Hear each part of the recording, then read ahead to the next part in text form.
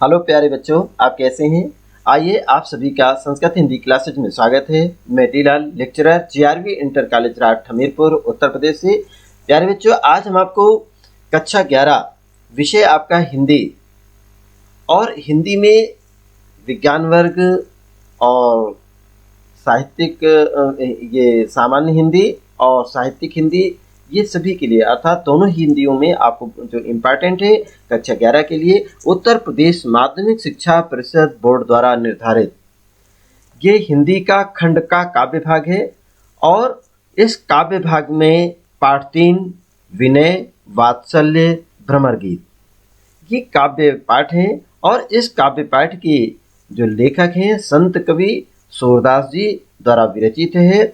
और ये आपका चौथा पार्ट है इस पाठ का।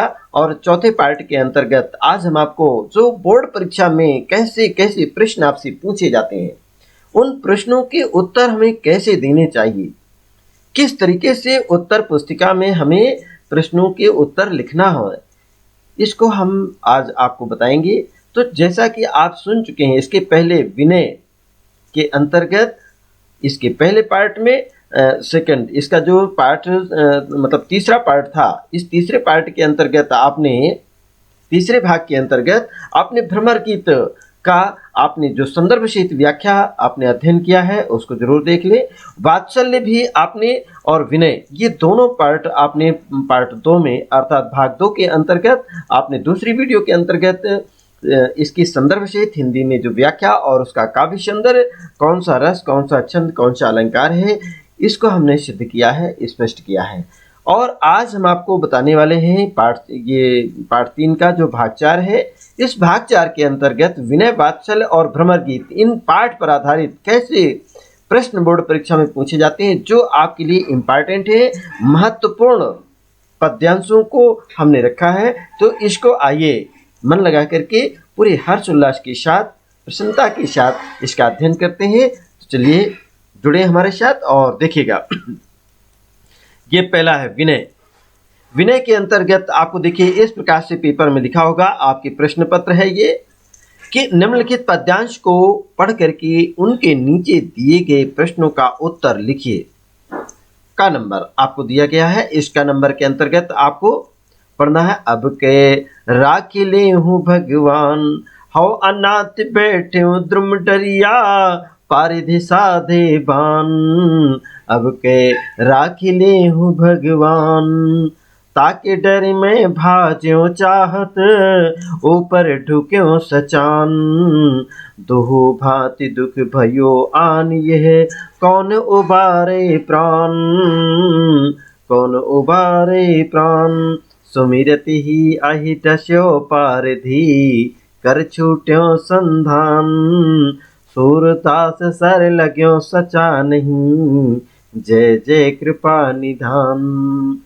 प्रस्तुत पद्यांश के अंतर्गत इस पद्यांश को आपकी इसके संदर्भ सहित हिंदी में व्याख्या पूर्व के में अर्थात इसका जो इस पाठ पर आधारित जो दूसरा भाग है, दूसरी वीडियो है, उसके अंतर्गत आप अध्ययन कर चुके हैं। तो आइए इस पद्यांश पर आधारित आपसे 5 प्रश्न पूछे जाएंगे। वो पहला प्रश्न आपसे उपरयुक्त पद्यांश का संदर्भ लिखिएगा, और या आपसे पूछा जाएगा पद्यांश के कवि एवं पाठ का नाम लिखिए।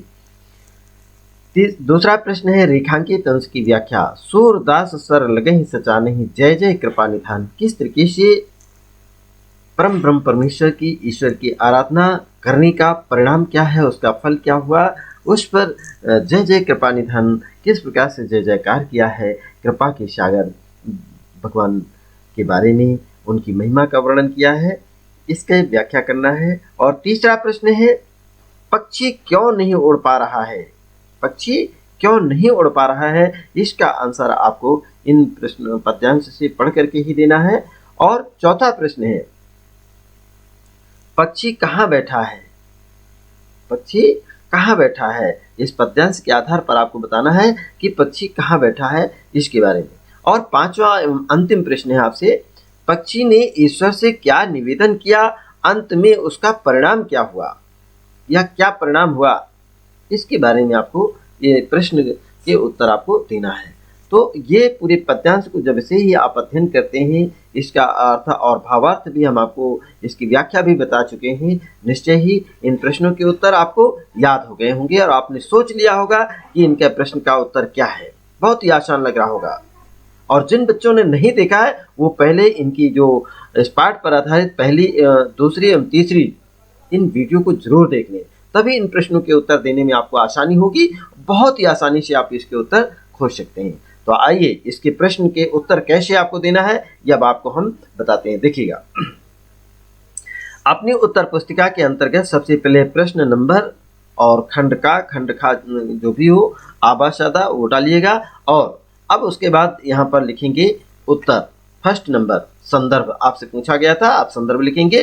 प्रस्तुत पद्यांश कविवर सूरदास जी द्वारा रचित महाकाव्य सूरसागर के विनय नामक शीर्षक से उद्धृत है या विनय नामक शीर्षक से लिया गया है, अवतरित है। या आपसे पूछा जाए पाठ का नाम, तो इस प्रकार से पाठ का नाम हेडिंग डालिए और डैश करके फिर आप लिखेंगे विनय। ये पाठ का नाम क्या है? विनय। पूर्ण विराम लगा दीजिए इसी प्रकार और फिर कवि का नाम लिखिएगा, डैश लगा करके आप लिखेंगे सूरदास जी और उसके बाद पूर्ण विराम लगाइए। ये इस प्रकार से आपको अपनी उत्तर पुस्तिका में लिखना है। ध्यान रखें, इसको पूर्ण विराम है, इन्वर्टेड कामा है, सिंगल इन्वर्टेड कामा, इसको जरूर ध्यान में रखेंगे और लगाइए। इसके बाद देखिए दूसरा प्रश्न, सेकंड नंबर प्रश्न आप डालेंगे और सेकंड नंबर प्रश्न को आप लिखेंगे रेखांकित अंश की व्याख्या। इस प्रकार से उसकी हेडिंग डालिए, मोटे पेन से, डिफरेंट कलर की स्याही से आप लिखिएगा उसको। कविवर इसका कैसे व्याख्या करेंगे? कविवर सूरदास जी कहते हैं कि अविद्या रूपी बाण, कौन सा बाण है? अविद्या रूपी बाण है और अहंकार रूपी बाज को लग गया। किसको लग गया? अहंकार रूपी बाज को लग गया, जो जीवात्मा रूपी पक्षी को ग्रसने के लिए अर्थात उसको खाने के लिए, उसको मारने के लिए उसके ऊपर मंडरा रहा था। कौन मंडरा रहा था? ये अहंकार रूपी बाज ऊपर मंडरा रहा था। इस प्रकार भगवान ने उस जीवात्मा रूपी पक्षी को दोनों दुखों से बचा लिया। किसने बचा लिया? भगवान ने बचा लिया। क्यों भगवान ने बचा लिया? क्योंकि भगवान की सूरदास जी ने आराधना की है, भक्त ने अपने इष्ट की आराधना किया है, इसीलिए दुखों से उन्होंने बचा लिया। अर्थात बहलिया के अविद्या रूपी बाण पाता, बहलिया के पास कौन था? अविद्या रूपी बाण। उस अविद्या रूपी बाण और अहंकार रूपी बाज से जीवात्मा रूपी पक्षी को संकट से मुक्ति मिल गई। अतः सूरदास जी कहते हैं, हे कृपा के सागर, हे कृपा निधान भगवान, आपकी जय हो, जय हो, जय हो, आपकी जय हो। ये इसकी व्याख्या हुई और इस प्रकार से व्याख्या करने के पश्चात अब आप थर्ड नंबर प्रश्न लिखेंगे। थर्ड नंबर एक लाइन आप यहाँ पर छोड़ दीजिएगा, उसके बाद फिर लिखेंगे थर्ड नंबर और इस थर्ड नंबर को इस प्रकार से डालिए। फिर आप लिखेंगे पक्षी इसलिए नहीं उड़ पा रहा है क्योंकि बाज पक्षी, जो बाज नामक पक्षी, ये अहंकार रूपी जो बाज है वो ऊपर पक्षी को पकड़ने के लिए मंडरा रहा है। अगर ऊपर उड़ता है तो वो पक्षी, बाज रूपी जो पक्षी है, वो इस छोटे से पक्षी को पकड़कर खा जाएगा। ऊपर मंडरा रहा है, इसलिए नहीं उड़ पा रहा था। दूसरा, ये चौथा प्रश्न का उत्तर आप देखिए, बहुत छोटे से, कि पक्षी वृक्ष की डाल पर बैठा था।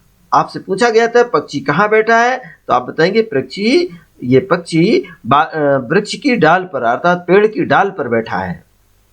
और इसके बाद देखिएगा, ये पांचवा प्रश्न का उत्तर मिलान करिएगा। पक्षी ने ईश्वर से अपनी प्राण रक्षा का निवेदन किया है। क्या किया है? प्राण रक्षा का निवेदन किया, जिसके परिणाम स्वरूप उसकी जान बच गई और उसका अविद्या रूपी जो बाण था और उस देखिएगा बहलिया भी मारा गया और अहंकार रूपी जो बाज ऊपर मर रहा था, दोनों मारे गए। इस प्रकार ये पक्षी की जान बच गई। कैसे बची? ये 5 प्रश्नों के उत्तर आपको दिए गए हैं, इनको आप मिलान कर लीजिएगा और ये 5 प्रश्न के उत्तर आप इस प्रकार से सजा करके लिखेंगे तो निश्चय ही आपको 10 नंबर मिलेंगे। प्रत्येक प्रश्न का उत्तर जो है वो 2 नंबर मिलेगा आपको। इस प्रकार से आपको 10 नंबर मिलेंगे। तो ये आप इसको अभ्यास कर लीजिएगा। इसी के साथ चलिए अगला देखिए, वात्सल्य पे हम आपको लेकर चलते हैं। ये दूसरा देखिए ख नंबर है, इसका भी अभ्यास करना है आपको और जरूर इसको इस प्रकार से पेपर में आपको आना है। मेरो मन अनंत, ये अनंत है, अनंत नहीं अनंत। मेरो मन अनंत कहाँ सुख पावे, अनंत नहीं, अनत है।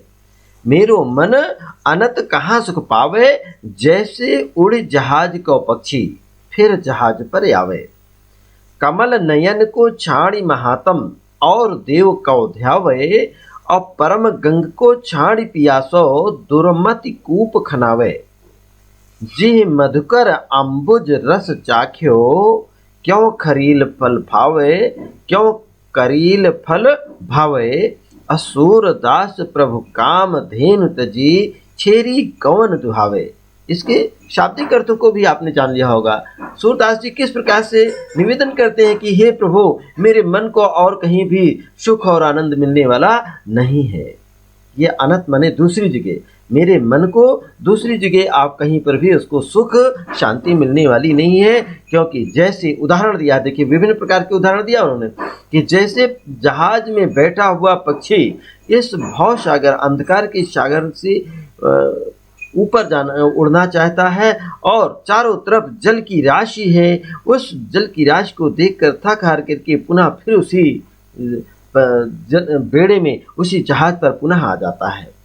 दूसरा है कमल नयन को छाणी महातम, अर्थात ये कमल नयन जो आता है, अर्थात कमल रूपी नेत्रों वाले, महातम अर्थात छाणी, और महातम दिया है, ऐसे महातम जो है ऐसे महान आत्मा वाले, और देव को ध्यावे, अर्थात कमल नयन, कमल रूपी नेत्रों वाले परम ब्रह्म परमेश्वर को छोड़ करके, कृष्ण को छोड़ करके किसी अन्य देव को कौन याद करेगा।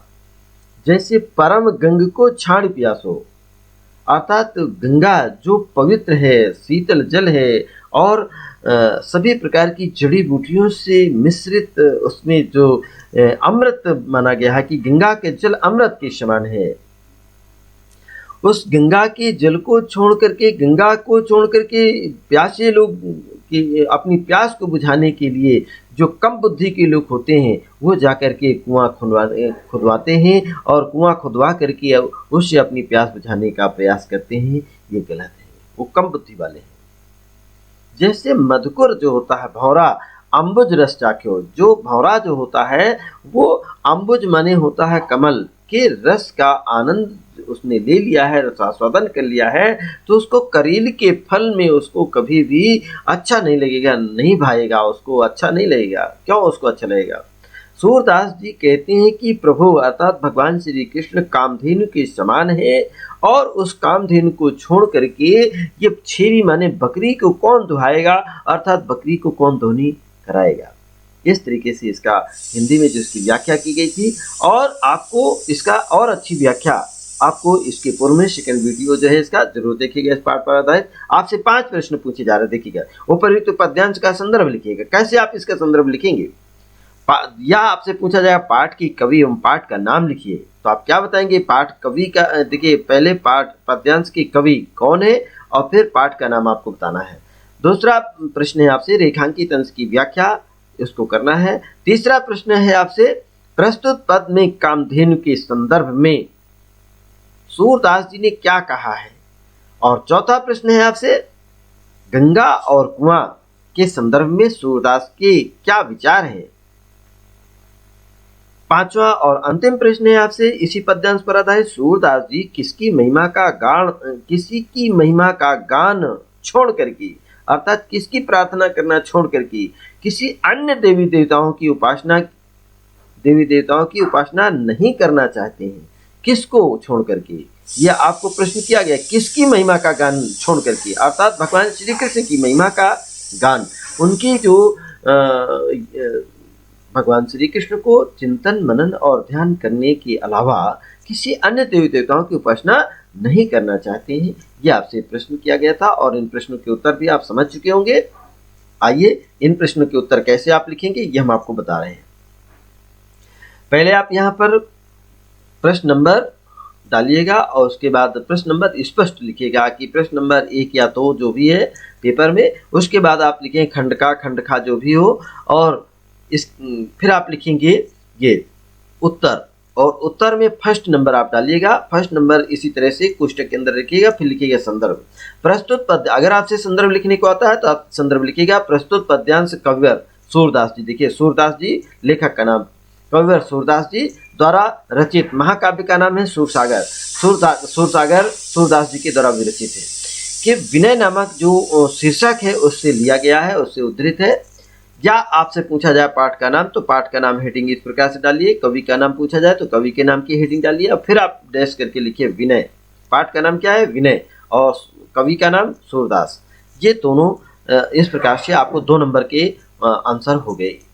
अब दूसरा प्रश्न आप लिखेंगे, सेकंड नंबर डालिए रेखांकित अंश की व्याख्या। तो इसी प्रकार सेकंड नंबर डालिएगा और कोशिश करिएगा कि फर्स्ट सेकंड थर्ड ये 3 5 जो है ये क्रमशः इसी प्रकार से एक सीध में रखें। तो रेखांकित अंश की व्याख्या आपने हेडिंग डाली और हेडिंग डालकर आप क्या लिखेंगे? भगवान श्री कृष्ण की श्रेष्ठता तथा अन्य आराध्य देवों की प्रति हीनता प्रकट करते हुए सूरदास जी कहते हैं कि अब मैं कमल नयन भगवान श्री कृष्ण की महिमा के गुणगान को छोड़ करके किसी अन्य देवी देवताओं की आराधना नहीं करना चाहता, उपासना नहीं कर सकता।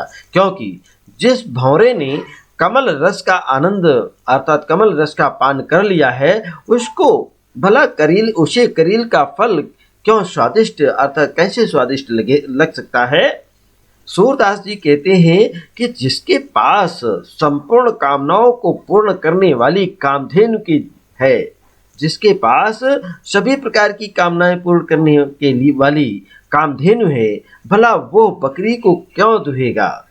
उसी प्रकार हे भगवान, आप जैसे परम महिमाशाली, ये परम जैसे महात्म आता है तो महात्म का परम महिमाशाली को छोड़ करके मैं अन्य देवी देवताओं की उपासना नहीं कर सकता। ये इसकी व्याख्या रही। और अब आप थर्ड नंबर के प्रश्न का उत्तर मिलान करिए। प्रस्तुत पद में कामधेनु के संदर्भ में सूरदास जी कहते हैं कि वह सभी मनोकामनाओं को पूर्ण करने वाली धेनु है। कामधेनु के बारे में देखिए क्या सूरदास जी का मानना है कि सभी प्रकार की मनोकामनाओं को पूर्ण करने वाली धेनु है, गाय।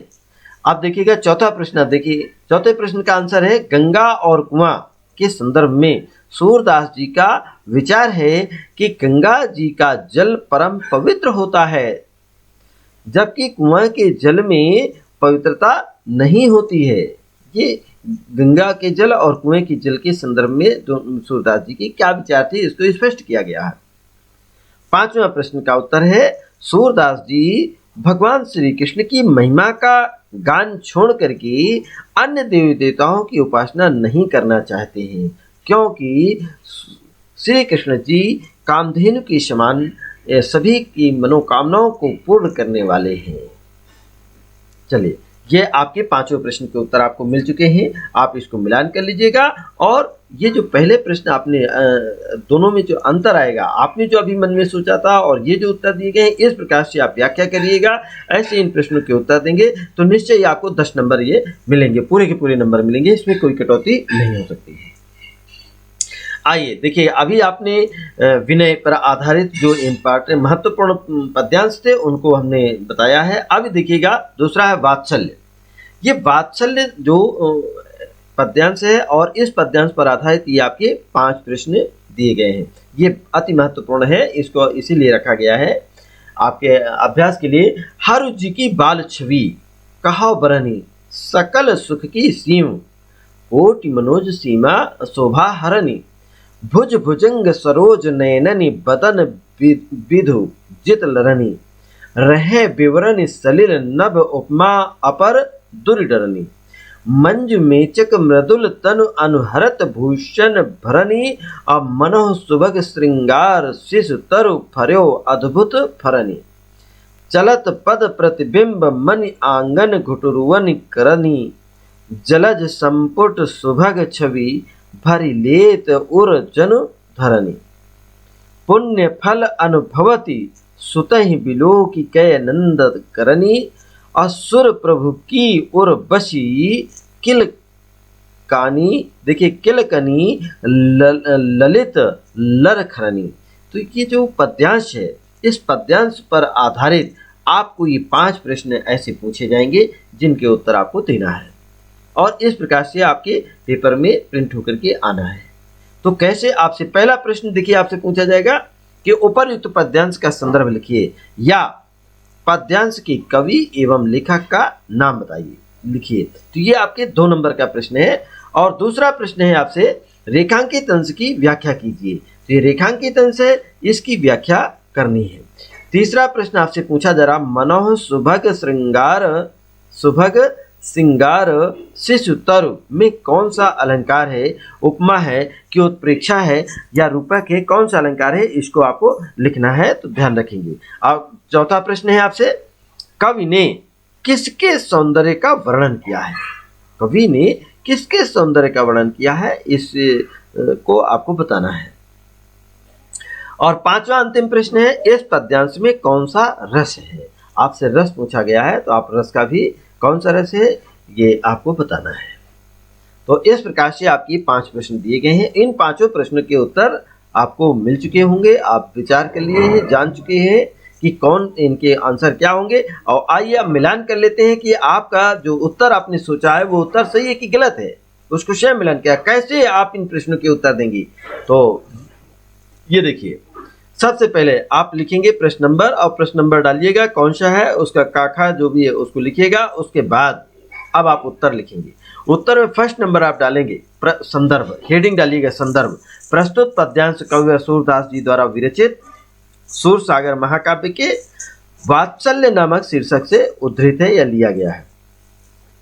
अथवा शीर्षक का नाम आपसे पूछा जाता है तो आप खाली शीर्षक का नाम हेडिंग डालिएगा, फिर लिखिए वात्सल्य, और कवि का नाम, ये पाठ का नाम या शीर्षक का नाम एक ही होता है। और ये अगर पूछा जाता है कवि का नाम बताइए तो आप लिखेंगे कवि का नाम है सूरदास। इस प्रकार से पूर्ण विराम लगाइएगा और आपको 2 नंबर इससे मिलेंगे। दूसरा प्रश्न है आपसे, रेखांकित अंश की व्याख्या कीजिए।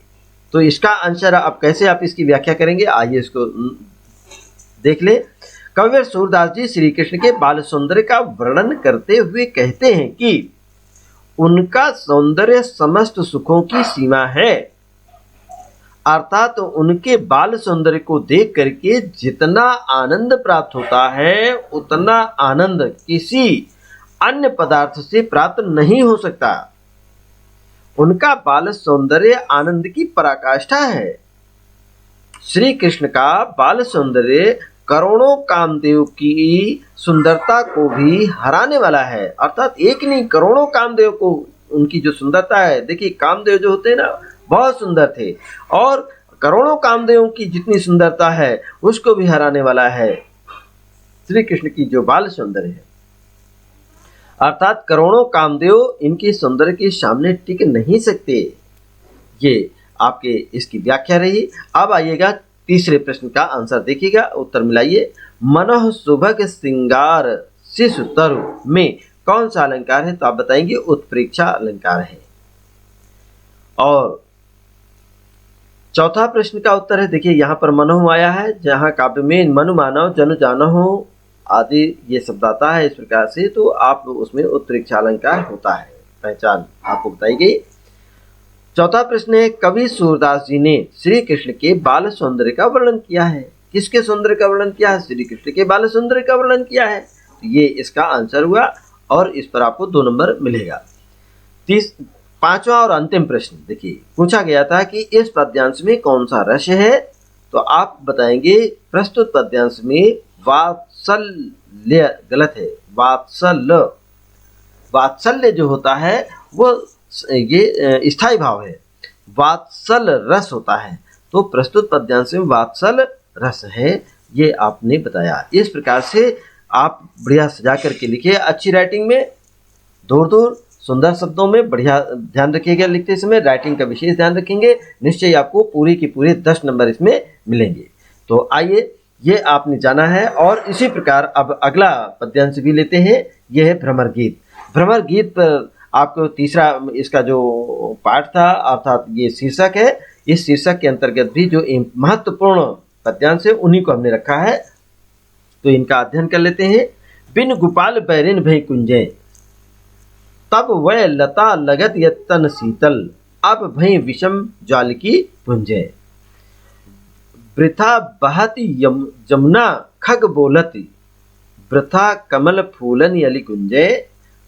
पवन पान घनसार सजीवन, दधि सुत किरनी भानि भय भुंजय। यह उधव कहियो माधव सो, मदन मार कीनी हम लुंजे। सूरदास प्रभु तुमरे दर्श को, मग जोवत अखियां भई छुंजे। ये आपके पद्यांश है और इस पद्यांश पर आधारित आपसे 5 प्रश्न पूछे जाएंगे।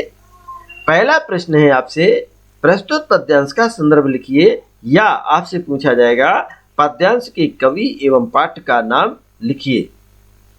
दूसरा प्रश्न है आपसे, रेखांकित अंश की व्याख्या कीजिएगा। ये पद्यांश है, इसके रेखांकित अंश है, केवल इतने की व्याख्या आपको करनी है। तीसरा प्रश्न है आपसे, गोपियां उद्धव से क्या संदेश भिजवा रही हैं। भाई ये जो उद्धव, देखिए क्या कह रहे हैं, ये उद्धव कहियो माधव सो, क्या माधव को संदेश भिजवा रही है, ये तीसरे प्रश्न का उत्तर आपको देना है। चौथा प्रश्न है आपसे, श्री कृष्ण की उपस्थिति में लताएं कैसी लगती थीं और अब वो कैसी प्रतीत हो रही हैं, इस प्रश्न का उत्तर आपको देना है। तब वह लता लगति तन शीतल और अब वो विषम ज्वाल की पुंजे। तो इस प्रकार से छांट करके इसका उत्तर देना है बहुत थोड़े शब्दों में। पांचवा और अंतिम प्रश्न है आपसे, प्रस्तुत पंक्तियों में कौन सा रस प्रयुक्त हुआ है, उस रस को आपको बताना है। तो आइए, इन प्रश्नों के उत्तर आपने जरूर अपने मन मस्तिष्क में विचार कर लिए होंगे, निश्चय सोच लिए होंगे। और बेहतर अभ्यास ये होता है कि पहले अपने मन से आप इन प्रश्नों के उत्तर नोट करिए और उसके बाद जो हम आपको उत्तर बताने वाले हैं उससे मिलान करिए, कितना % आपका सही है। तब आपको क्लियर होगा कि हम कितने % अभी आंसर दे सकते हैं और कितना सही है कितना गलत है। तो चलिए आपको मिलान करते हैं, हम ये प्रश्न के उत्तर आपको बताते हैं। ये देखिए, हमने यहाँ पर लेके सबसे पहले आप यहाँ प्रश्न नंबर जरूर डालिएगा, ध्यान रखें, उसको मत भूल जाइएगा। प्रश्न नंबर डालिएगा, संकेत भी आप लिख सकते हैं। और देखिएगा प्रश्न, ये उत्तर इसी प्रकार से कई बच्चे हमारे खाली उ लिख देते हैं, प्रा बना करके 0 लिख देते हैं और संख्या भी नहीं डालते हैं। प्रश्न 1 है, 2 है, उसका खंडका है कि खंडखा है और आभाषादा, यदि जो भी है उसका पूरा फिर संकेत डाल करके लिखिए कि उस पैराग्राफ में कि आप शुरू का और अंत का संकेत जरूर डाला जाता है। इसके बाद आप देखिएगा उत्तर में आप फर्स्ट नंबर डालिएगा और इस प्रकार संदर्भ हेडिंग डालिएगा और हेडिंग डाल करके इसका लिखिएगा, प्रस्तुत पद्यांश कविवर सूरदास द्वारा रचित महाकाव्य है, जो महाकाव्य सूरसागर के भ्रमर गीत नामक शीर्षक से लिया गया है या अवतरित है। या आपसे पूछा जाए कि पाठ का नाम और कवि का नाम लिखिए, तो आप क्या लिखेंगे, पाठ का नाम हेडिंग डालिए, डैश करके आप लिखिए भ्रमर गीत और फिर पूर्णविराम लगाइए। उसके बाद कवि का नाम हेडिंग डाल करके डैश करके फिर आप सूरदास लिखिए और पूर्णविराम लगाइए। ये पूरी चीजें आपको करना है, तभी आपको अच्छी राइटिंग बनेगी और आप पूरा का पूरा आंसर पाने, मतलब ये 2 नंबर पाने के हकदार होते हैं। दूसरा प्रश्न का उत्तर देखिएगा, रेखांकित अंश की व्याख्या आप इस प्रकार हेडिंग डालिए और फिर लिखिएगा, गोपियां उद्धव से कहती हैं कि हे उद्धव, श्री कृष्ण के संयोग के समय, जिस समय श्री कृष्ण जी हमारे पास में रहते थे, साथ में, संयोग का मतलब साथ में रहते थे, ये समय जो वाटिकाएं लताएं अर्थात ये हमारे लिए सुखदायक थी, आनंद देती थी और जिनमें हम उनके साथ रास लीला किया करती थी, अब वो हमारे शत्रु बन गई हैं, हमारे दुश्मन की तरह हमको लगती हैं, अर्थात अब वे हमें शत्रु के समान पीड़ा दे रही हैं। इन्हें देख करके श्री कृष्ण की याद हमें और अधिक सताने लगती है। जब श्री कृष्ण यहाँ थे तब ये लताएं हमें अत्यंत शीतलता प्रदान करती थीं, परंतु अब वे उनके बिना, अर्थात हमारे प्रेमी श्री कृष्ण के बिना, ये भयंकर अग्नि की ज्वाला के समान हमको जलाने वाली बन गई हैं। तीसरे प्रश्न का उत्तर देखिए, मिलान करिए, गोपियां उद्धव से संदेश देते हुए कहती हैं, क्या कहती हैं कि हे उद्धव, तुम श्री कृष्ण के पास जाकर के सीधा सा ये कहना कि तुम्हारे विरह के कारण कामदेव ने मार मार करके उनके अंगों और प्रत्यंगों को लुंज पुंज बना दिया है। अगला और इस प्रकार से चौथा प्रश्न आप मिलान कर ले। चौथे प्रश्न का उत्तर है, श्री कृष्ण की उपस्थिति में लताएं शीतल लगती थीं, किंतु अब उनकी अनुपस्थिति में वे भयंकर अग्नि ज्वालाओं के समान प्रतीत हो रही हैं। जलाने वाली प्रतीत हो रही हैं। और पांचवें और अंतिम प्रश्न का उत्तर देखिएगा, प्रस्तुत पंक्तियों में वियोग श्रृंगार रस है। कौन सा रस है? वियोग श्रृंगार रस है। इस प्रकार से आप इनके उत्तर देंगे, सजा करके लिखिएगा, तो निश्चय आपको पूरे के पूरे 10 नंबर मिलेंगे। कितने मिलेंगे? 10 नंबर। ध्यान रखेंगे, आपने पूरे मन से तैयारी करिएगा और तब आप चुनौती दे पाएंगे कि पूरे पाठ में कहीं से भी पूछ लिया जाए और सभी प्रश्नों के उत्तर देने के लिए आप सक्षम होंगे। तो आइए अब इसी चुनौती का सामना करने के लिए अगला प्रश्न है आपके सामने, और देखिएगा यह है, उद्धव, क्या प्रश्न है आपसे? उद्धव जोग जुग हम नहीं, अबला सार ज्ञान कहाँ जाने, कैसे ध्यान धराही, अते मूंदन नयन कहते हो, हरि मूरत जिनमाही, और ऐसी कथा कपट की मधुकर हमसे सुनी न जाही। ये गोपिकाएं कह रही हैं, अश्रवण चीर सिर जटा बधावहु, ये दुख कौन समाही, अचंदन तज अंग भस्म बतावत, विरह अनिल अति दाही, अजोगी भ्रमत जाहि लागी भूले, सो तो है अपमाही, असुर श्याम तय न्यारी न फल छिन, सूरत श्याम तय न्यारी न फल छिन, जो घट तय परछाही। आप इसके बारे में, ये जो पद्यांश है, इस पद्यांश की व्याख्या संदर्भ सहित हिंदी में जो इसकी विशद व्याख्या है, इसका काव्य सौंदर्य वो बताया जा चुका है। दूसरी वीडियो जरूर देख ले। और इसमें इस पद्यांश पर आधारित आपसे 5 प्रश्न इस प्रकार से पूछे जाएंगे। पहला प्रश्न है, उपरोक्त पद्यांश का संदर्भ लिखिए, या आपसे पूछा जाएगा पद्यांश के कवि एवं पाठ का नाम लिखिए। दूसरा प्रश्न है आपसे, रेखांकित अंश की व्याख्या कीजिए। और तीसरा प्रश्न है, भगवान श्री कृष्ण के संदर्भ में गोपिकाओं की क्या धारणा है। और चौथा प्रश्न है, योग के विषय में गोपियां उद्धव से क्या कहती हैं, ये बताना है। और पांचवा एवं अंतिम प्रश्न का उत्तर आप क्या देंगे? पांचवा प्रश्न है आपसे, अंतिम प्रश्न, गोपियों के अनुसार शरीर की जो तपन और अधिक क्यों बढ़ जाएगी। इस तपन को जो है, गोपियों के अनुसार शरीर की जो तपन है वो और अधिक क्यों बढ़ जाएगी, इसके इन 5 प्रश्नों के उत्तर आपको देना है। तो आप अपने मन मस्तिष्क में इन 5 प्रश्नों के उत्तर जरूर संजो लें, और इनके उत्तर भी आप ढूंढ लिए होंगे। निश्चय ही इसकी व्याख्या देख लीजिएगा। इसके पहले जो वीडियो दी गई है तीसरे नंबर की, उसमें तीसरी वीडियो में इस पाठ पर आधारित जो तीसरी वीडियो है उसमें विषय बताया गया है। और बेटा जब भी देखिए प्ले लिस्ट भी दी गई है, और प्ले लिस्ट में आवश्यकता अनुसार जिस वीडियो को चाहो इस पाठ पर आधारित सारी वीडियो आ जाती हैं, जितनी वीडियो बनी है, और उसकी जो इसकी PDF भी हम आपको भेज दे रहे हैं साथ में।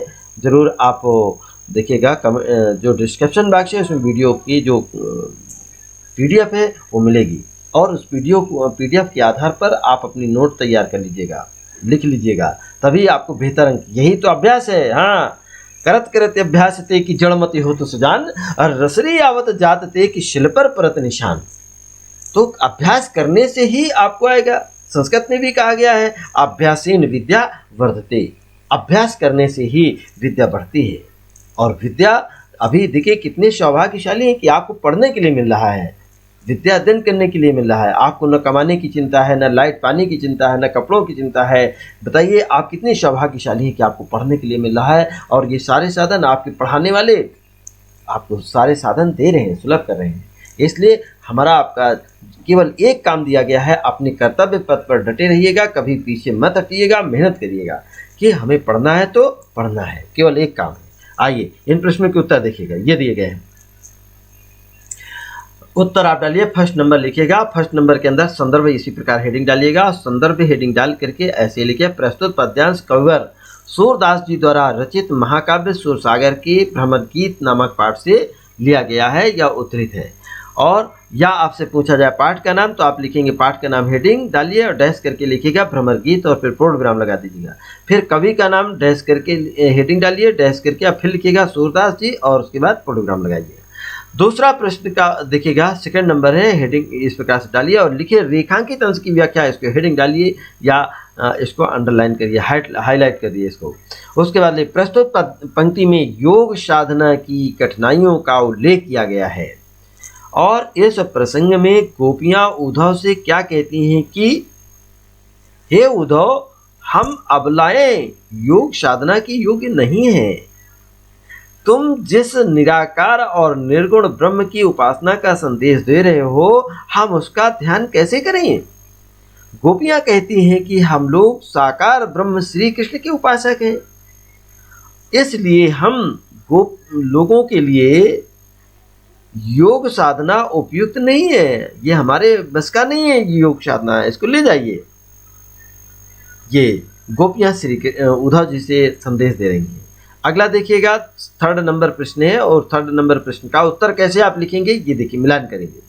भगवान श्री कृष्ण के संदर्भ में गोपियों की यह धारणा है कि श्री कृष्ण के प्रति उन लोगों का अनन्य प्रेम है। श्री कृष्ण के प्रति उन लोगों का एक अनन्य प्रेम है, जो मतलब उसके समान कोई दूसरा अन्य कुछ है ही नहीं, दूसरा प्रेम कहीं किसी से नहीं किया उन्होंने। वे उनके हृदय एवं नेत्रों में निवास करते हैं। किस में निवास करते हैं? उनके हृदय एवं नेत्रों में निवास करते हैं। 4था प्रश्न का उत्तर है, योग के विषय में गोपियां उद्धव से कहती हैं, क्या कहती हैं? कि हम लोग योग के योग्य नहीं हैं। हम लोग योग के योग्य नहीं हैं और योग हम नहीं, जैसा कहा इसमें यमक अलंकार का उदाहरण है इस पंक्ति में, और जरूर इसको आप पढ़िएगा। 5वें प्रश्न का उत्तर मिलान कर लीजिएगा। गोपियां उद्धव से क्या कहती हैं? कि गोपियां उद्धव से कहती हैं कि तुम शीतल चंदन का त्याग करके अंगों पर भस्म लगाने के लिए क्यों कहते हो?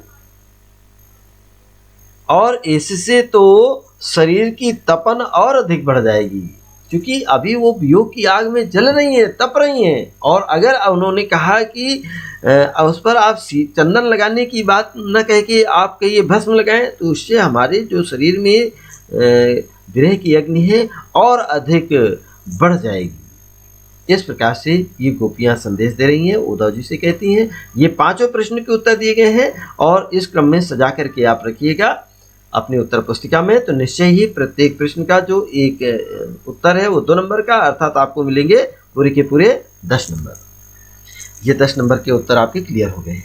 तो चलिए कुछ पद्यांश और रह गए हैं, उनका और अध्ययन कर लेते हैं। आइए देखिएगा, ये बहुत अच्छा पद्यांश है, बहुत इंपॉर्टेंट है, अक्सर कर पूछा जाता है। ये लड़काई कहो प्रेम कहो अली कैसे छूटत, लड़काई कहो प्रेम कहो अली कैसे छूटत, कहाँ कहाँ ब्रजनाथ चरित अंतर गति लूटत, वह चितवनी वह चाल मनोहर, वह मुस्कानी मंद धुनि गावनी, नटवर भेष नंद नंदन को, वह विनोद वह बनते आवनी, चरण कमल की सौह करती हो, यह संदेश मोहि विषम लागत, सूरदास पल मोहि नहीं विसरत, मोहन मूर्ति सोवत जागत, मोहन मूर्ति सोवत जागत। आइएगा ये प्रस्तुत पद्यांश है। इस पद्यांश पर आधारित आपके अभ्यास के लिए हमने ये 5 प्रश्न पूछे जाएंगे। उपर्युक्त पद्यांश का संदर्भ लिखिए, तो या आपसे पूछा जाएगा पाठ की कवि एवं पाठ का नाम लिखिए। दूसरा प्रश्न आपसे पूछा जा रहा है रेखांकित अंश की व्याख्या कीजिएगा। और तीसरा प्रश्न है गोपियों का श्री कृष्ण से प्रेम कितना पुराना है, इसको आपको बताना है कितना पुराना है। अगला देखिएगा, चौथा प्रश्न है उद्धव द्वारा गोपियों को दिया गया योग का संदेश क्यों व्यर्थ है। ये उद्धव द्वारा जो गोपियों को योग का संदेश दिया गया वो क्यों व्यर्थ है, इसकी व्यर्थता के बारे में आपको बताना है। और 5वां अंतिम प्रश्न है आपके प्रस्तुत पंक्तियों में कौन सा अलंकार है, वो अलंकार आपको निकाल कर बताना है। चलिए, तो आप सुन चुके हैं, इसकी व्याख्या भी की जा चुकी है, काव्य सौंदर्य भी बताया गया है, इसमें रस भी बताया हमने और इसका अलंकार भी हमने आपको बताया है। तो चलिए इनके प्रश्नों को जो उत्तर हैं वो आप अपने मन में बिठा लीजिएगा और इनके उत्तर को चाहें तो आप अपने पहले नोटबुक में कर सकते हैं अलग से, बाद में इनकी जो हमने उत्तर देंगे उनको मिलान कर लीजिएगा। चलिए, देखिए, इस प्रकार से आपको यहाँ प्रश्न नंबर डालिएगा और प्रश्न नंबर डालने के बाद आप उत्तर लिखिएगा। उत्तर फर्स्ट नंबर में पहले संदर्भ लिखिएगा, संदर्भ हेडिंग डालिए। प्रस्तुत पद्यांश कविवर सूरदास द्वारा रचित महाकाव्य सूरसागर के भ्रमर गीत नामक शीर्षक से उद्धृत है, ये लिया गया है। या आपसे जब पूछा जाए कि पाठ का नाम लिखिएगा या लेखक का नाम लिखिएगा, तो आप इस प्रकार हेडिंग डालिए पाठ का नाम और फिर डैश करके आप लिखेंगे भ्रमर गीत और पूर्ण विराम लगाइए। फिर इसके बाद लिखिए लेखक का नाम सूरदास जी और उसके बाद पूर्ण विराम जरूर लगाइए। ये आपका 2 नंबर का उत्तर हो गया। और दूसरा है आपसे रेखांकित अंश की व्याख्या कीजिए। तो रेखांकित अंश की व्याख्या इस प्रकार हेडिंग डालिए और फिर आप लिखेंगे रेखांकित अंश की व्याख्या कि एक गोपी उद्धव से कहती है कि श्री कृष्ण के प्रति मेरा अनन्य प्रेम है। मैं उन श्री कृष्ण के चरण कमल की सौगंध खा करके कहती हूँ, कसम खा करके कहती हूँ कि हमें तुम्हारे निर्गुण की उपासना का संदेश जहर के समान लगता है। सूरदास जी कहते हैं कि मुझे उनकी मोहन मूर्ति जो है वो सोते अथवा जागते समय एक भी क्षण के लिए नहीं भूलती है, फिर उसको सदैव के लिए कैसे भुलाया जा सकता है। गोपियां तीसरा प्रश्न का उत्तर मिलान करिएगा। श्री कृष्ण देखिएगा, गोपियों का श्री कृष्ण से प्रेम वर्षों पुराना है, एक दिन का नहीं, बचपन का है। और चौथा प्रश्न का उत्तर देखिएगा, श्री कृष्ण जी उद्धव द्वारा गोपियों को दिया गया योग का संदेश किस लिए व्यर्थ लगता है? इसलिए व्यर्थ है क्योंकि वह विष के समान लगता है, जहर के समान लग रहा है। और 5वां अंतिम प्रश्न का उत्तर देखिए, मिलान कर लीजिए। प्रस्तुत पंक्तियों में रूपक अलंकार है, क्योंकि यहाँ रूपक बताया गया है, रूपक अलंकार है। तो इस प्रकार से ये आप बहुत थोड़े शब्दों में देखिए उत्तर दिया गया है और बहुत सटीक उत्तर है। आपको पूरे के पूरे 10 नंबर मिलेंगे, सजा करके रखिएगा और इसी प्रकार से आप उत्तर लिखेंगे। तो आपको 10 नंबर का ये प्रश्न का उत्तर कंप्लीट हुआ। और इस प्रकार से प्यारे बच्चों आइएगा, 2 पद्यांश और हैं, उनको भी हम व्याख्या करते हैं और बताएंगे। देखिएगा, जो ये इंपॉर्टेंट है, केवल महत्वपूर्ण पद्यांशों को ही रखे गए हैं। कहत कद परदेसी की बात, मंदिर अरध अवधि बधि हमसो, हरि आहार चली जात, अस्तसी रिपु बरस, सूर रिपु जुगबर, हर रिपु कीनो घात, मग पंचक ले गए सावरो, ताते अति अकुलात, नखत वेद ग्रह जोरी, अर्ध करी सोई बनत अब खात, असुर दास बस भई विरह की, कर मींजे पछतात। ये बहुत सुंदर सूरदास जी ने गोपियों की जो क्या दशा है उस दशा का वर्णन करते हुए उन्होंने कहा है। इस पर आधारित देखिए ये पद्यांश है और इस पद्यांश पर आधारित आपसे 5 प्रश्न पूछे जा रहे हैं। पहला प्रश्न है आपसे, उपर्युक्त गद्यांश का संदर्भ लिखिए, उपर्युक्त पद्यांश का संदर्भ लिखिए। और दूसरा उसी पर आधारित देखिए दिया गया है कि या पद्यांश की कवि एवं पाठ का नाम लिखिए। और दूसरा प्रश्न है आपसे, रेखांकित अंश की व्याख्या कीजिएगा, रेखांकित अंश है इसकी व्याख्या कीजिएगा।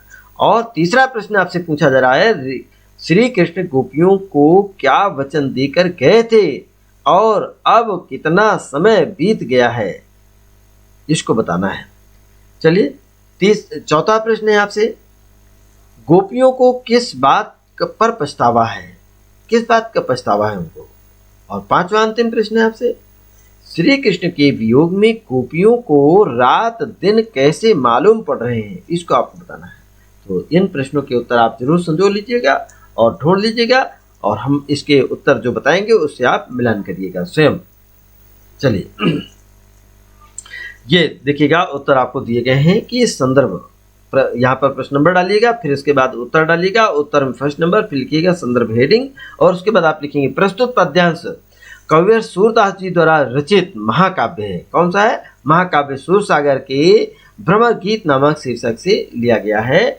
और या आपसे पूछा जाएगा पाठ का नाम, तो हेडिंग डालिए और फिर उसके बाद लिखिए भ्रमर गीत। फिर आपसे पूछा जाएगा कवि का नाम, तो कवि के नाम में भी आप हेडिंग डालिए सूरदास जी और इस प्रकार प्रोग्राम लगाइए। फिर आप सेकंड नंबर उत्तर लिखिए, सेकंड नंबर में लिखिए रेखांकित अंश की व्याख्या और इस प्रकार हेडिंग डाल करके लिखेंगे, प्रस्तुत पंक्ति में गोपियां उद्धव से श्री कृष्ण के प्रति प्रकट रूप से अपना रोष व्यक्त करते हुए कहती हैं, क्या मतलब रोष व्यक्त करती हैं, नाराजगी व्यक्त करती हैं, किंतु परोक्ष रूप से उनके प्रति अपना असीम प्रेम भी व्यक्त करती हुई कहती हैं कि तुम उस परदेसी श्री कृष्ण की बात हमारे सामने क्यों कर रहे हो? उससे हमारा कोई संबंध नहीं है क्या? उससे हमारा कोई संबंध नहीं है क्या? पूछा। देखिए प्रश्नात्मक रखा है। वो कह करके तो गया था कि 15 दिन में मैं लौट आऊंगा, किंतु अब महीना बीतने पर भी नहीं लौटा और न ही उसने हमारी कोई सुध ली, याद भी नहीं ली है। भला ऐसे झूठे व्यक्ति से स्नेह करने का क्या लाभ है? अतः तुम उसकी बात हमारे सामने ना करो। ये गोपियां रोष व्यक्त करते हुए कहती हैं। दूसरे रेखांकित अंश की व्याख्या हो गई। अब इसके बाद तीसरा प्रश्न का उत्तर मिलान कर ले। श्री कृष्ण गोपियों को 15 दिन में लौट आने का वचन दे करके गए थे। कितने दिन के लिए? 15 दिन के लिए लौट आएंगे, किंतु महीना बीत गया है, फिर भी लौट करके वापस नहीं आए। और चौथे प्रश्न का आंसर है, गोपियों को इस बात का पछतावा है कि हमने उनसे अर्थात श्री कृष्ण से प्रेम ही क्यों किया, अर्थात हम लोगों को श्री कृष्ण से प्रेम नहीं करना चाहिए। इस बात के लिए स्पष्ट किया कि मतलब उनसे प्रेम नहीं करना चाहिए था। और पांचवा अंतिम प्रश्न है, श्री कृष्ण के वियोग में गोपियों को दिन जो है एक एक दिन उनके लिए वर्ष के समान अर्थात एक एक साल के समान और रात युगों के समान लंबी मालूम पड़ रही हैं। अर्थात इंतजार की घड़ियां जो है बहुत लंबी प्रतीत हो रही हैं। एक दिन एक साल के बराबर और रात जो होती है युगों के समान लग रही है, एक एक युग के तरह कि युग बीत गए। प्यारे बच्चों, ये इस प्रकार से आपके उत्तर अगर आप लिखते हैं, ये आंसर जो दिए गए हैं, निश्चय ही आपको पूरे के पूरे 10 नंबर इसमें मिलेंगे। बढ़िया सजा करके अपनी कॉपी में जरूर लिखिएगा और अभी से आप अपनी नोटबुक में इसी प्रकार से सजा करके लिखेंगे तो आप उत्तर पुस्तिका में भी अच्छे तरीके से आप उत्तर दे सकेंगे। तो ये आपके कुछ 2 और महत्वपूर्ण रह गए हैं, देखिएगा 3। तो आइएगा इसका जी, इसके कुछ अंतिम 3 पद्यांश और हैं, इंपॉर्टेंट है, ये आपको बता दे रहे हैं। निस्दिन बरसत, देखिए अभ्यास के लिए, निस्दिन बरसत नयन हमारे, सदा रहती वर्षा ऋतु हम पर, जब तय श्याम सिधारे, अद्रग अंजन न रहत निशिबाशर, कर कपोल भय कारे। ये कर माने हाथ, कपोल ये गाल भी काले काले हो गए हैं। कंचुक पटक सूखत नहीं, ये कंचुक पट सूखत नहीं, कभो उर बिच बहत पनारे। ये किस प्रकार से रूपक अलंकार यहाँ पर अतिशयोक्ति अलंकार कैसे है, इसको आप सिद्ध करेंगे। आंसू सलिल सबे भई काया, ये आंसू जो है ये पानी की तरीके पूरी काया बह गई। अब पल न जात रिष्टारी, एक भी पल नहीं हमारे चित्त से उतर रहे हैं। सूरदास प्रभु यह परीखो, गोकुल काहे पिछारे। गोपियां किस प्रकार से कह रही हैं? तो आइए, ये जो पद्यांश दिया गया है, इस पद्यांश पर आधारित आपसे 5 प्रश्न पूछे जा रहे हैं। और पहला प्रश्न है, उपरोक्त पद्यांश का संदर्भ लिखिएगा या पद्यांश के कवि एवं पाठ का नाम लिखिए। तो आपको दूसरा प्रश्न है आपसे, रेखांकित अंश की व्याख्या कीजिए। और तीसरा प्रश्न है, किसके विरह में गोपिकाओं की आंखों में रात दिन बरसात लगी रहती है, किसकी विरह के कारण, उसका नाम आपको बताना है। चौथा प्रश्न है आपसे, गोपिकाओं के हाथ और कपोल क्यों काले हो गए हैं, उसको स्पष्ट करना है। और 5वां अंतिम प्रश्न है, इस पद्यांश में कौन सा अलंकार है। तो ये आपको दूसरी वीडियो, ये तीसरी जो इस पाठ पर आधारित तीसरी वीडियो है, उसमें आपको हमने बताया है। और इसको भी आप अभ्यास करिएगा, उसको देख लीजिएगा। देखने के बाद इनके उत्तर जरूर आप नोट करिएगा। उसके बाद हम जो अब इनके उत्तर बताएंगे उससे मिलान करिएगा। देखिए ये आपको दिया गया है, प्रस्तुत संदर्भ आप इस प्रकार लिखिएगा, उत्तर 1 और संदर्भ लिखिएगा। प्रस्तुत पद्यांश कवि सूरदास द्वारा रचित एक महाकाव्य सूरसागर के भ्रमर गीत नामक शीर्षक से लिया गया है। या आपसे पूछा जाता है पाठ का नाम, तो आप लिखेंगे भ्रमर गीत, कवि का नाम सूरदास जी, रेखांकित अंश की व्याख्या आपको करनी है और इस प्रकार आप लिखेंगे सेकंड नंबर, इसका उत्तर डालिएगा सेकंड नंबर और लिखेंगे रेखांकित अंश की व्याख्या हेडिंग डाल करके। प्रस्तुत पंक्ति में गोपियां अपनी करुण दशा का, बहुत ही जो उनकी दारुण, बहुत कठिन दशा, उनकी खराब दशा है, उस दशा का वर्णन करते हुए कहती हैं कि उद्धव से क्या कह रही हैं कि हे उद्धव, श्री कृष्ण के वियोग में हमारे नेत्र रात दिन आंसुओं के रूप में बरसते रहते हैं और श्री कृष्ण जब से हमें छोड़ करके गए हैं तब से हम पर सदैव वर्षा ऋतु बनी रहती है। जैसे वर्षा ऋतु में पानी की बूंदें टपकती रहती हैं, उसी तरह से हमारे आंखों से उनकी याद में आंसू झरते रहते हैं। श्याम मेघों के चले जाने पर तो वर्षा ऋतु समाप्त हो जाती है। जब काले काले कजरारे बादल जब आकाश से चले जाते हैं तो वर्षा ऋतु चली जाती है। लेकिन जबकि यहाँ श्याम घन अर्थात श्री कृष्ण के चले जाने पर वर्षा ऋतु हम पर छाई हुई है, आज भी नहीं गई है। तो इस प्रकार ये इसकी व्याख्या हुई। और तीसरा प्रश्न का उत्तर मिलान करें। श्री कृष्ण के विरह में गोपिकाओं की आंखों में रात दिन बरसात लगी रहती है। और चौथा प्रश्न है, श्री कृष्ण के वियोग में आंसुओं के बहने से गोपिकाओं के नेत्रों में लगे हुए काजल के कारण उनके हाथ और कपोल वो काले पड़ गए हैं। रोते समय वो आंखों से आंसू पोंछती हैं और जैसे ही आंखों से आंसू पोंछते हैं तो आंखों में लगा हुआ काजल, उससे उनके गाल और ये हाथ सभी काले हो गए हैं। पांचवा और अंतिम प्रश्न है, इसका देखिएगा। प्रस्तुत पद्यांश में रूपक अतिशयोक्ति अलंकार है। कौन सा अलंकार? रूपक अतिशयोक्ति अलंकार है। इस प्रकार से ये उत्तर दिए गए और इनको आप मिलान कर लीजिएगा। ये आपके 10 नंबर के प्रश्नों के उत्तर कंप्लीट हुए। आइए 2 पद्यांश और आपको बताएंगे, धैर्य रखिएगा।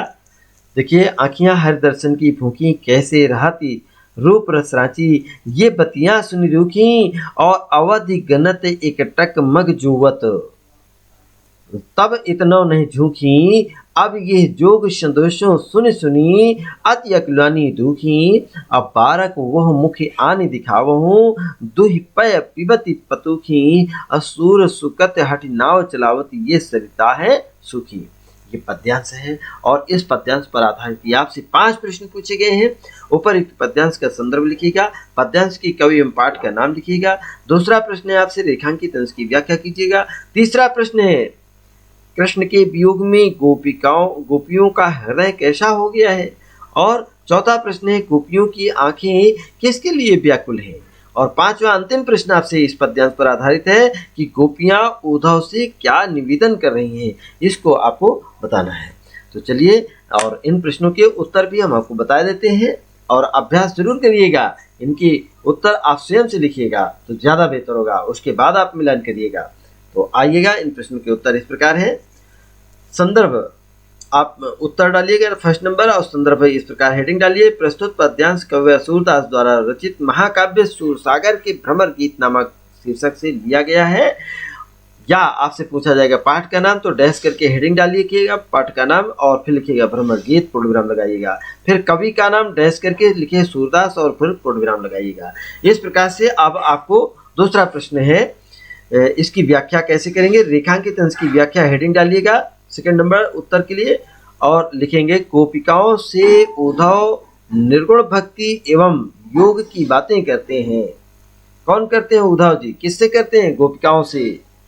निर्गुण भक्ति एवं योग की बातें करते हैं, जिन्हें सुनकर की गोपियां कहती हैं कि उनकी योग की नीरस चर्चा वे नहीं सुनना चाहती हैं, क्योंकि उन्हें श्री कृष्ण के दर्शन की लालसा है, तीव्र इच्छा है और जिसके बिना उनके नेत्र प्यासे हैं।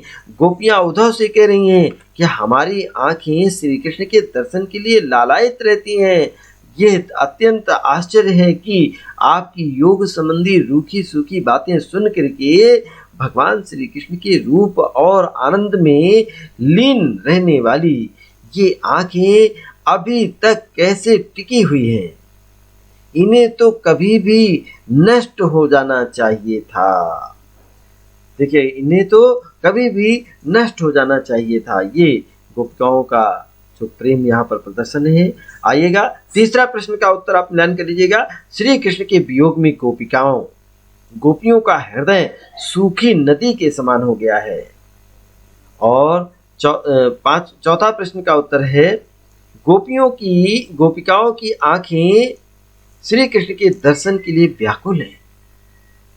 पांचवा और अंतिम प्रश्न है का उत्तर है, गोपियां उद्धव जी से निवेदन करती हैं कि आप एक बार श्री कृष्ण के बाल सुख को, उनके जो बाल मुख है, बचपन का जो सौंदर्य था, उनकी बचपन की जो अलौकिक सुंदर की उनकी जो मूर्ति है, उनकी मुख की अर्थात बाल के मुख को ला करके उनके दर्शन करा दीजिएगा, जिसमें वे पत्ते के दोने में दूध दो करके पिया करते थे।